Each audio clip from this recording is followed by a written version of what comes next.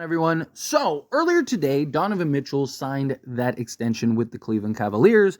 He is sticking around for 3 more years at $150 million. And now it's going to be very interesting to see what do the Cleveland Cavaliers do, right?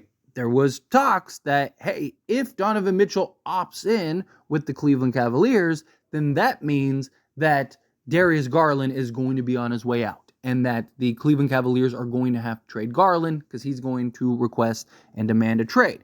Now, Darius Garland, if he does get put onto the market, which is very likely. Yes, the Cavs have talked about how they don't plan on trading their kind of core 4 guys, but everything changes when guys start making pushes and stuff, right? If Darius Garland's just kind of chilling, then no, I don't think that the Cavs will look to trade him. But if he starts getting antsy and he's like, no, I want out of here, and he really starts kind of raising some noise, is the last thing the Cavs want, really, to have to deal with the disgruntled Darius Garland when you could trade him, and the fit doesn't work, right? It's not like Darius Garland's been so good for you, right? And it's like, man, if we lose him, there goes all hope of winning a championship, right? Depending on what you get in a return for Darius Garland, you're probably in the same, standing as far as, possibility of winning a championship. And Darius Garland might be your best option to maybe get better, right? And put yourself in a position to where, maybe you can compete with the Knicks and the Celtics and now the Sixers, right? Because Cavs, I think they're the 5th, 6th best team in the Eastern Conference right now as currently constructed. So that'll be very interesting. But one of the teams that has kind of been waiting around, and there have even been reports that Darius Garland is kind of the number 1 option, is the San Antonio Spurs. And that the Spurs would love to bring in Darius Garland, that they see him as the perfect complement at the starting point guard position. Now, real quick, obviously, the San Antonio Spurs, they signed Chris Paul to that 1 year, $11 million deal, which I love. I think that was an excellent decision, an excellent move by the Spurs, because now they got their vet guy that is excellent at helping develop players. I mean, look at what he did to guys like SGA and stuff. He's a guy that comes in. He's also a guy that's all about winning, get an adult in the room. Chris Paul makes a world of sense for the Spurs. But if you can get Darius Garland, you still go get Darius Garland, because Chris Paul, again, is an excellent developer. And look at what he did to SGA. Imagine what he could do to Darius Garland. So, again, I'm not saying that Chris Paul's going to come in and all of a sudden turn Darius Garland into, an arguably top 5 player, but I think that he could come in and make him a lot better. I also think a lot of people forget how good Darius Garland was before Donovan Mitchell came. This was a guy that was an all-star point guard and was looking like the next, up-and-coming great point guard in this league. This guy was, a 20 and 9 guy that gets you 5-6 rebounds and get you a steal and stuff, right? This was a guy that was looked at as man, if he grows and develops, he's going to be a player in this league. And then Cavs ended up going and trading for Donovan Mitchell, and it kind of just stunted Darius Garland's growth and put him in a position to where it was there goes his potential for that real expansion and growth. Where I think him going to a team like San Antonio, getting to play for Greg Popovich and what he'll be able to teach him and provide. And then on top of, having a running mate in a Victor Wembanyama that'll make his life so much easier, and have that just big body that you can dump the ball down to whenever you need to. I just think would be an excellent approach. And he's still young enough to fit in with the trajectory of this team, right? You're getting an all-star level point guard. Maybe not so much in the West, because the West is just so stacked, but talent-wise, he's up there, right? So, the thing is that if you can get him, now you kind of have your foundation. You have your core. Obviously, if some big player becomes, Giannis becomes available and he wants to go to the Spurs, play with Victor, so then obviously that could throw a wrench into everything at some point. But right now, that's probably not happening, right? So to me, it's if you could go and figure out how to get Darius Garland, and you can trade, which may end up having to be a 3-team trade if you think about it, because would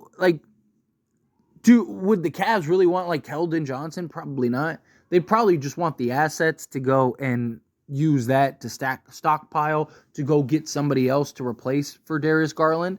So, but I just think if the Spurs can figure out how to land Garland, I think you got to. I think you got to get him in a Spurs jersey because now you have him, you have Vassell, you have, Castle, you have Victor Wembanyama, you got Chris Paul off the bench to kind of be that adult and stabilizer to help grow and develop. Right, like you have your foundation at that point. Now you're just looking for that power forward or center for the future because luckily with Victor Wembanyama you have that versatility to where if like, oh man, this guy would be an excellent center, you could just have him and slide Victor to the 4, or keep Victor at the 5 and go get like, oh, this guy would be a great power forward.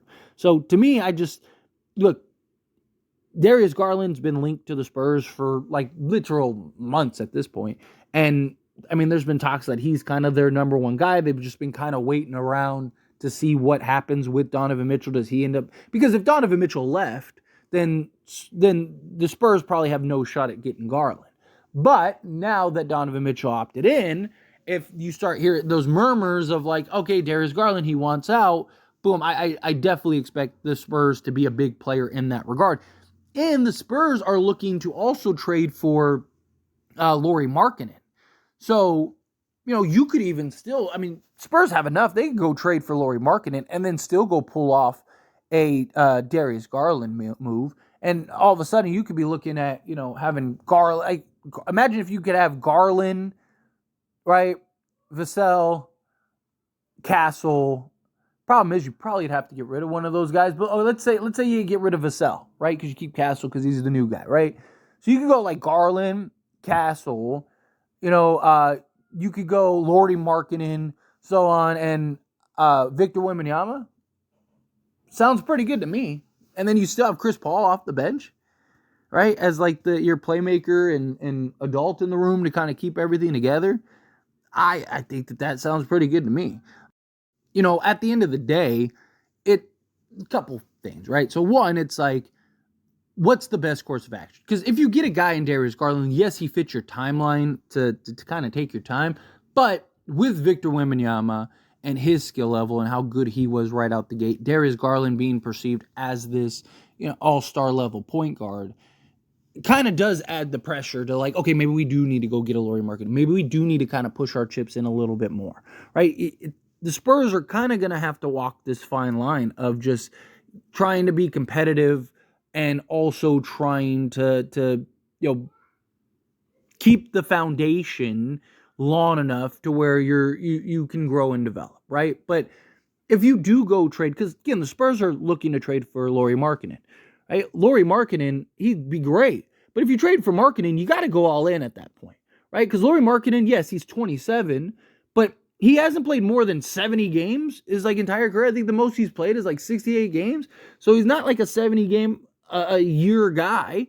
And, so what? You're going to take 3 years for him? By that point, his contract's probably up, or he's falling apart, or he's on the wrong side of 30 at that point. And it's like, what do you do, right? So to me, it's like the Spurs have to pick a lane and pick a direction. Are you pushing your chips in and going and trying to go get a Darius Garland, going and get a Lauri Markkanen, right? And then let's go. Let's go try to contend with these other teams. Let's, spend the year, see what other piece do we need. Oh, you know what? We really do need a center, right? Or we really do need a better upgrade at power forward. Okay, fine. Let's go make that move. Go get that guy, or maybe sign that guy in free agent, whatever, right? Like, that would be the idea if you're the Spurs. Otherwise, you just kind of stand pat, right? Like, just save your assets, let Darius Garland stay with the Cavs, or get traded elsewhere. And if you're the Spurs, you just kind of stay the course, and have Chris Paul be the point guard this year. Let him develop Castle or whoever else. And more likely than not, it'll probably be Castle will be the guy that they shift over to the point eventually. But you have Chris Paul kind of really work with him and develop him, get him right, get him in a position to where, okay, now he's comfortable playing the point guard position. And then you have him and Vassell and, you probably still have to figure out what to do with Keldon Johnson. Probably still have to figure out, like, I know a lot of people want to keep Sohan, but I don't think you have to keep him, right? I don't think he's a guy that you have to keep, but, I think you gotta make some type of moves, but does it have to be that huge swing is the point, right? But to me, I mean, you got a good foundation already, right? You got Castle, you got Vassell, and you got, Victor Wembanyama. Kind of pick your direction is my point. But anyway, as always, this is a discussion. Pass a question on you. Let me know your thoughts and opinions down in the comments below. What do you think? How do you feel? What are your thoughts? Do you think that the Spurs should go get Darius Garland? Do you think, go get Darius Garland and Lauri Markkanen? Do you think, no, just stay away from those guys entirely? Do you think, just stay the course, right? Run Chris Paul this year, develop Castle, slide him over, and that kind of thing. However you feel, whatever your thoughts are, I'd love to hear it. So let me know down in the comments below. That being said, if you haven't liked this video, hit that like button. Helps me a lot, so we enjoy these types of videos, and I truly appreciate it. Not subscribe to the channel, hit that subscribe button. Turn on the bell notifications. Appreciate y'all. See you in the next one. Thank you.